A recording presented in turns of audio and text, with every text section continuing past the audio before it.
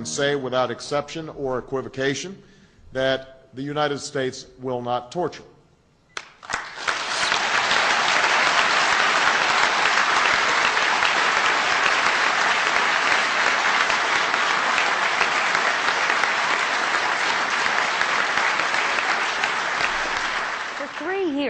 The nation has been investigating a disturbing trend in the military. Since 2001, more than 22,000 soldiers have been discharged from the military with personality disorder. Now, the reason that these figures are so disturbing is that the consequences of these discharges are severe. Personality disorder is considered a pre-existing condition, so those discharged are no longer eligible for medical care. And in fact, they're even forced to give back a piece of their signing bonus. And the question is whether these discharges are valid or just a way for the Pentagon to save billions of dollars. During the Bush administration, the president signed a law requiring the Pentagon to study PD discharges, after which they concluded that not a single soldier had been wrongfully diagnosed or wrongfully discharged. So many lawmakers and veterans beg to differ. And the battle continues as yesterday a hearing was held to once again look into these accounts of wrongful personality disorder discharges. Well, joining me to discuss it is Joshua Kors, investigative reporter for The Nation, who's been following this story for years now. Joshua, thanks so much for being here. I want to start with one very basic thing here. A personality disorder is treated as something that's considered a pre-existing condition. But when you are applying, when you're enlisting in the Army, you have to go through a number of screenings. So wouldn't they catch these pre-existing conditions? That's exactly it. Anyone who had a severe mental illness, like a personality disorder, would be screened out to begin with. These soldiers don't make it into the military. I've looked at dozens and dozens of cases in the 3.5 years I've been reporting on this. All of these soldiers pass that screening, are deemed perfectly healthy. They're deemed perfectly healthy again before they're headed to Iraq and Afghanistan. It's only after physically wounded and seek benefits that this pre-existing condition is discovered. And Sergeant Chuck Luther, the soldier who testified yesterday at the hearing, his case brings to a climax exactly what's happening with these tens of thousands of soldiers. He was physically wounded by mortar fire in Iraq, struck his head against concrete, and developed severe headaches, so severe that his vision would black out. They tried to tell him that his blindness was caused by pre-existing personality disorder.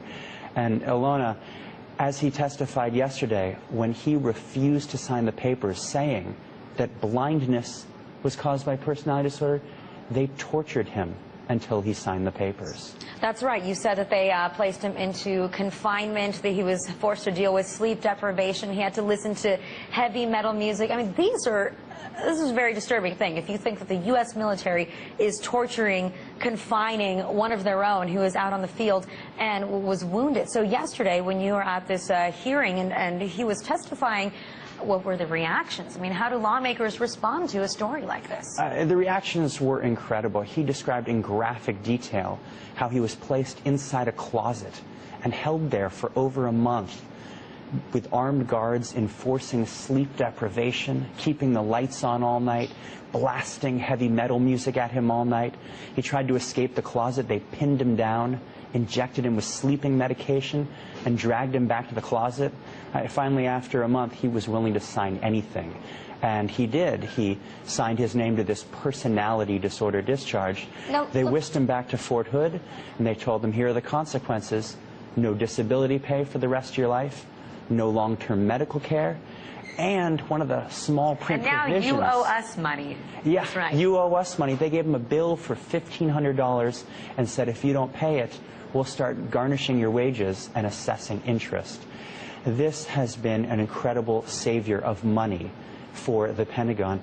Since 2001, over 25,000 soldiers had been discharged with these fraudulent personality disorder discharges. Well, that's my question, though, is, you know, this specific case is really difficult to listen to. It's very gruesome. But 25,000 other soldiers, do we know? You know, have you spoken to others? Are their experiences just as horrible, just as traumatizing? I've spoken to dozens and dozens of soldiers, and so many of them have the exact same story. They go, they're physically wounded, some of them even receiving the Purple Heart. Then, after receiving that Purple Heart, told they weren't wounded at all, that their shrapnel wounds, that their broken pelvis, that their deafness was all caused by a pre-existing problem with their personality. How is it that the Pentagon, after doing an investigation, decided that not a single soldier, not even one, was wrongfully discharged or wrongfully diagnosed? I mean, what was the evidence that they used? Well, I think, again, money is a clear motivating factor. They're saving $12.5 billion in disability and medical care by denying these wounded soldiers these benefits. With that study, I did a touch more reporting. I found out in the 5 months that they did this, quote, thoughtful and thorough review, they didn't interview anybody, not even the soldiers whose cases they were reviewing.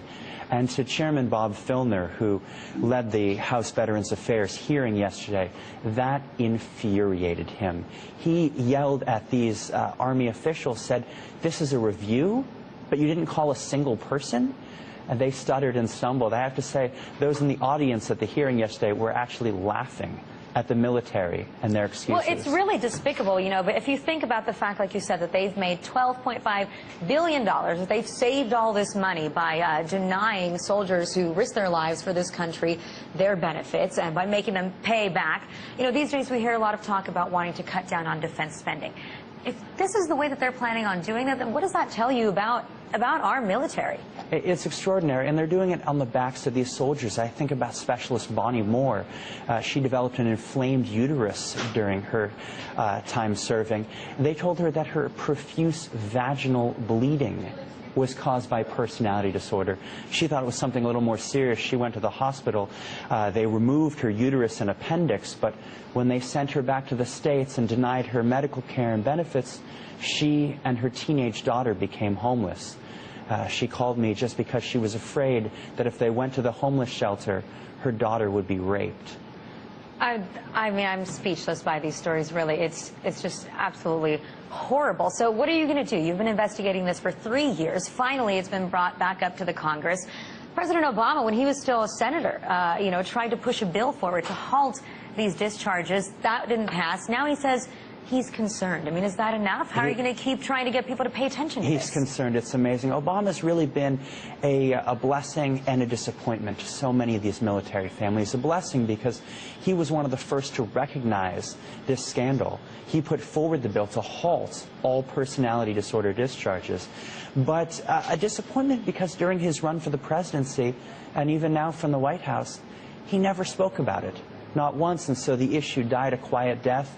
It got changed into a watered-down bill for this. Yeah. I'm sorry, Josh, that's all the time that we have, but it really is it's a horrible, horrible story, and it's a good thing that you're reporting on it, and we'll definitely have you back. Thanks so much, Josh. Thank you. As President Obama touched down in Mexico, the aftermath of his predecessor's war on terror followed him there. 4 memos have been released which detail extreme interrogation techniques the Bush administration believed to be legal after taking advice from the Department of Justice. The list, written in 2002, authorized keeping detainees naked for long periods of time, keeping them in painful positions, depriving them of food, using a plastic neck collar to slam them into walls, beating and kicking them, locking them into a box with insects, threatening their families, and waterboarding or simulated drowning. The CIA admitted that waterboarding was used on terror suspects in 2002 and 2003, but claimed its agents couldn't be prosecuted because they'd been told it was legal. The Department of Justice memo in 2002 set out the reasoning. Although the waterboard constitutes a threat of imminent death, in the absence of prolonged mental harm, the use of these procedures would not constitute torture within the meaning of the statute. On the campaign trail and in office, Barack Obama condemned the use of extreme interrogation methods. In his first week, he signed an executive order forcing the CIA to limit itself to established techniques. Any interrogations taking place are going to have to abide by the Army Field Manual. We believe that the Army Field Manual reflects the best judgment of our military, that we can abide by a rule that says we don't torture. But campaigners believe the CIA and the Bush administration should not escape censure. The civil rights group ACLU forced the memos to be released. The new Attorney General, Eric Holder, supported full disclosure. The CIA Director, Leon Panetta, argued parts should be kept secret for national security. All the legal opinions issued by the Bush administration on interrogation have now been revoked, but it's unlikely to silence calls for an independent prosecutor to investigate. Robert Nisbet, Sky News, Washington. I can say without exception or equivocation that the United States will not torture.